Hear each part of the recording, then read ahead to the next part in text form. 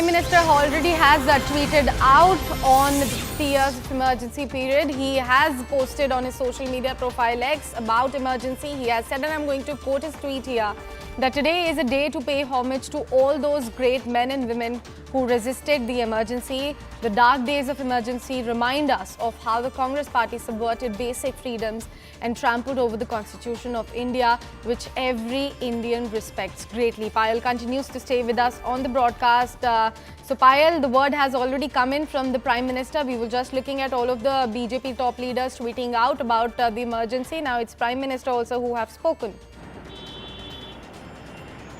Well, of course, yes, the BJP will continue to remind, the Congress party of the perils of the emergency and how Indira Gandhi imposed that emergency in 1975, which was registered not only by the BJP and the Jan Sangh leaders, but also by several opposition leaders. For example, Mulayam Singh Yadav was one of those people who actually resisted an emergency. So that's going to be a grim reminder. And like Pallavi was mentioning that, yes, the Congress party has come out and apologized for the emergency, but the BJP, it seems, is in no mood to let the people of the country really forget what really happened.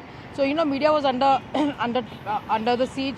There was, of course, a freedom which was under the siege. Several hundreds of leaders were jailed for many months together as well. Rajnath Singh is a classic example. There are people who tried to get into the parliament. If you remember, Subramanian Swamy was able to get into the parliament disguised as a Sikh, and after that he managed to escape from there as well.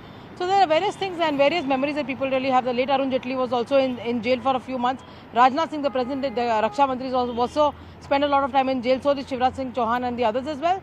So this is going to be a grim reminder, and today being the 50th anniversary, the BJP will in fact speak about it all over the country, and JP Nadda, the party's national president, will be holding a program at the party headquarters. In fact, to once again remind the people of the country that, the days of emergency were imposed by the Congress party, and here we are encouraging your freedom, and that's the reason, there seems to be no cutting off any ice with the opposition parties trying to create a narrative that democracy is in danger. They've been blaming EVMs, they've been blaming every other institution as well. But when it comes to their own benefit, then they probably think otherwise. So because, the EVM attack has been the most consistent one, given the fact that, whenever the opposition parties have won the election in their respective states, they've not said anything about the EVM. That's what the BJP's charge has often been, Sakshi. Definitely. Payal, Pallavi and Arunima, thank you so much for bringing us all the latest inputs with regards to what can exactly unfold on the second day of the first session of the 18th Lok Sabha. We'll keep coming back to you for more updates through the day.